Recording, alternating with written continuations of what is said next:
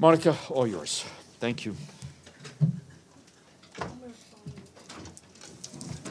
Thank you, Steph, and good afternoon, everyone. I have 3 notes for you today, and we will also finish here. The President of the General Assembly, Mr. Dennis Francis, reiterates his appeal for an immediate cessation of violence in Israel and the Gaza Strip. Mr. Francis expresses his condolences to the families and friends of innocent civilians who lost their lives since the attacks of 7th of October against Israel and in the strikes in Gaza that followed the assault by Hamas, including the 12 employees of the UN Palestinian Refugee Agency, UNRWA. Mr. Francis stresses that the lives of civilians must be protected at all times during conflict. The PGA calls on the parties to halt the fighting and avoid further loss of lives. The GA leader has informed member states that he decided to appoint co-facilitators and co-chairs for various intergovernmental processes to be initiated during the current session. The intergovernmental preparatory process for the Summit of the Future will be facilitated by Her Excellency Ms. Antje Leandertse, the permanent representative of Germany, and His Excellency Mr. Neville Melvin Gertze, permanent representative of Namibia. As part of the preparatory process of the Summit of the Future on a global digital compact, which would be annexed to the Pact for the Future, if so agreed, the facilitators will be Her Excellency Ms. Anna-Karin Enestrom, permanent representative of Sweden, and His Excellency Mr. Chola Milambo, the ambassador of Zambia.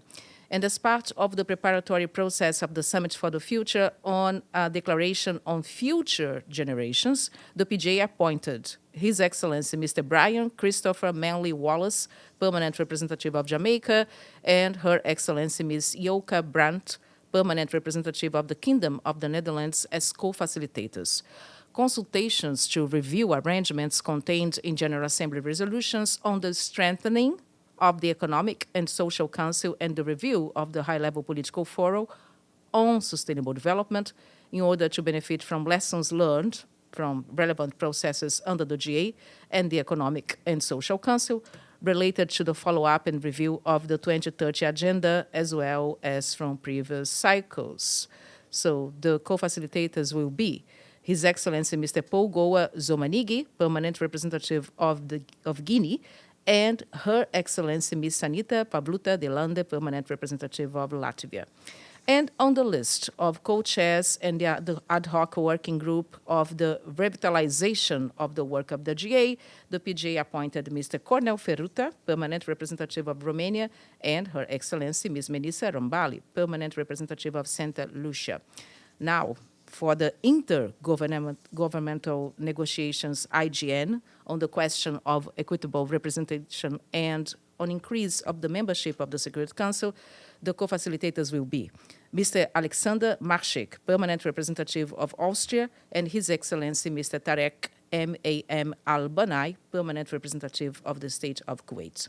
The 2 co-facilitators to present options of modalities for the conduct of a high-level meeting in 2024, you know by now, on antimicrobial resistance, including potential deliverables, will be Mr. Francois Jackman, permanent representative of Barbados, and Her Excellency Ms. Vanessa Fraser, permanent representative of the Republic of Malta. And finally, the 2 co-chairs of the Steering Committee on Accessibility, in line with the Resolution 73/341, in which the GA, you will remember, has advocated for the improvement of accessibility in the United Nations for persons with disabilities, are Her Excellency Ms. Markova Concepcion Jaramillo, permanent representative of Panama, and Her Excellency Ms. Linda Thomas Greenfield, permanent representative of the United States of America. So more information you can get on our website. As you know, the list is extensive.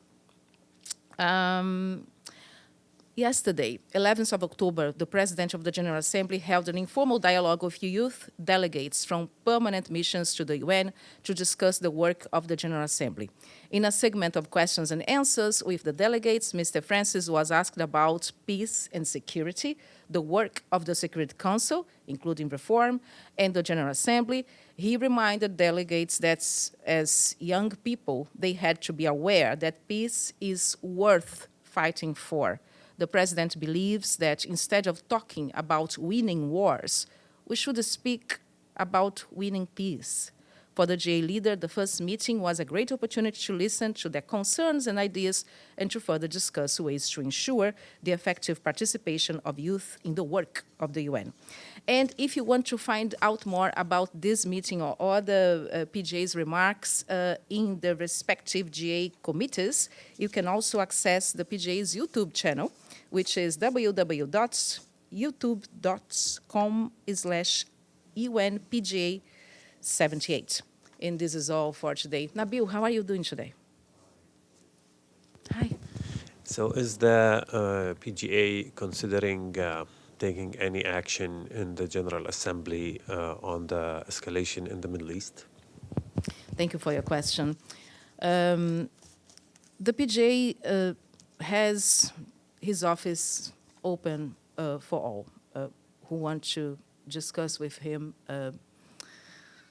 this particular topic and others, of course, which are at the moment of relevance for the UN and for the work of the GA. So as we speak, and so far, we haven't heard anything from particular member states, but this is an evolving situation. And of course, the PGA is attentively listening to everyone. Thank you. If nothing else, I would say you have a wonderful afternoon. I see you tomorrow. Thank you. Thank you.